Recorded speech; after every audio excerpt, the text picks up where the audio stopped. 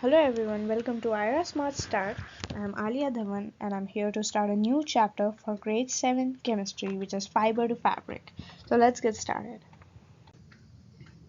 Let's start this chapter with the inspirational quote.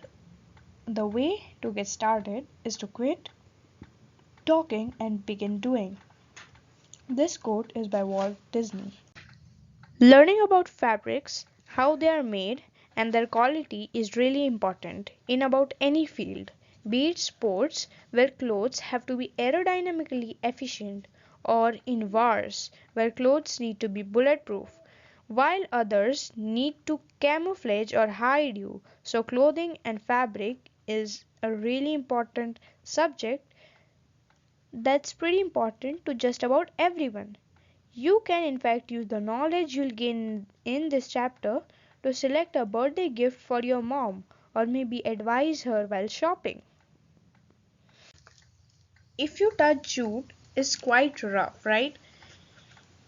If you take cotton at the same time, it's going to be smoother.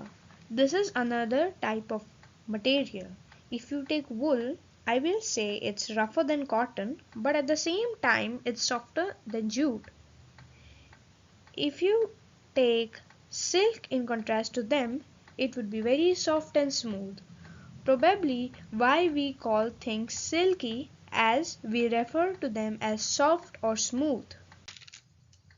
If you take a closer look at the fabrics, you will see that the fabrics are going to be made up of much smaller threads. If you pull out at the end of a single silk or a jute cloth, you are able to get a strand like material, right? You probably have old clothes whose threads have already started to pull off on their own. So all fabrics are in essence made up of tinier unit called thread and put together in different beautiful patterns to create a cloth, a composite cloth. Now take a look at these two pieces of cotton. They are made up of the same material but have different patterns. How is that possible? Well, that actually depends on how you get those threads together. How you arrange those threads. Isn't it amazing that just a single thread can create so much variety? You must have been at a tailor shop before. If you have noticed carefully, they've always had pools of threads and yarns lying here and there in a multitude of colors.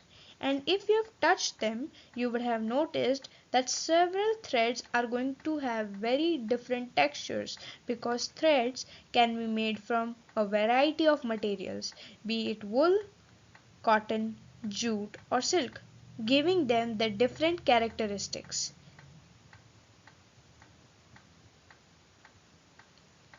If you take a piece of yarn, a thread, and start pulling at its end, you will find tiny wispy fibers coming off the yarn and the thread. This is why we often wet and roll the ends before threading it into a needle, because if you don't sharpen the tips, the ends are going to get splayed and your thread will start spreading.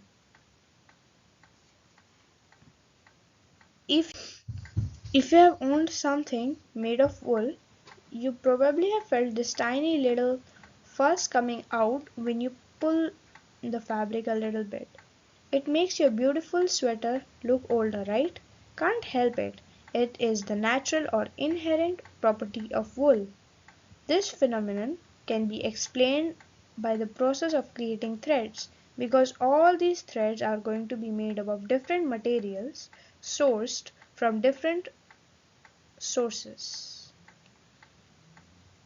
Natural fibers are the fibers which come from natural resources.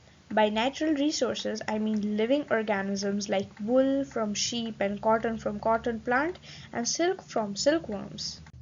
Some fibers are not obtained from natural resources but are man-made materials like nylon, acrylic and polyester.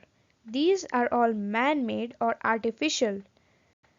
That's why they've been named synthetic fibers because they have been synthesized or they have been made artificially. We have learned a lot about fiber and fabric.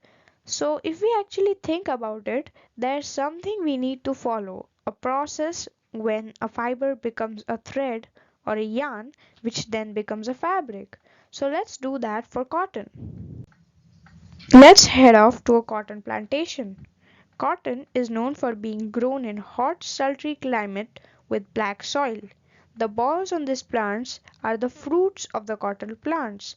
These fruits are called the cotton balls, who mature to the size of a lemon and then burst, exposing the seeds with fuzzy cotton fibers.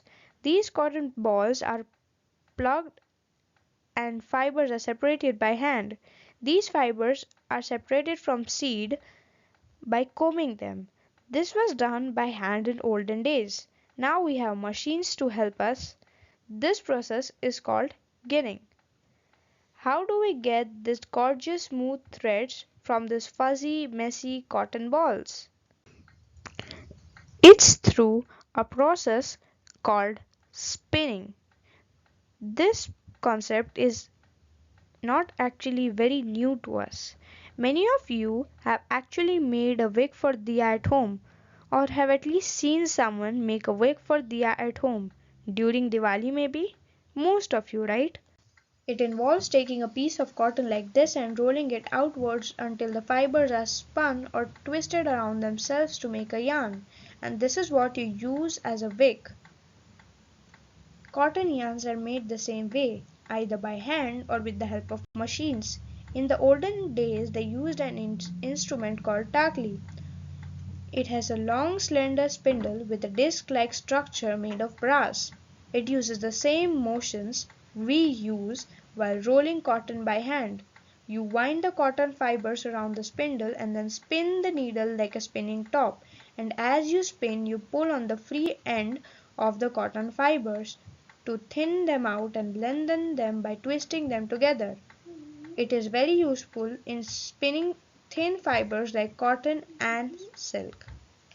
The spinning wheel or charkha is the slightly more mechanized method of spinning yarn made famous by Mahatma Gandhi. It utilizes a hand-driven mill which is going to drive the spinning of the cotton fibers around the spindle, making the process much more efficient. Thank you for watching this video. I hope you found this video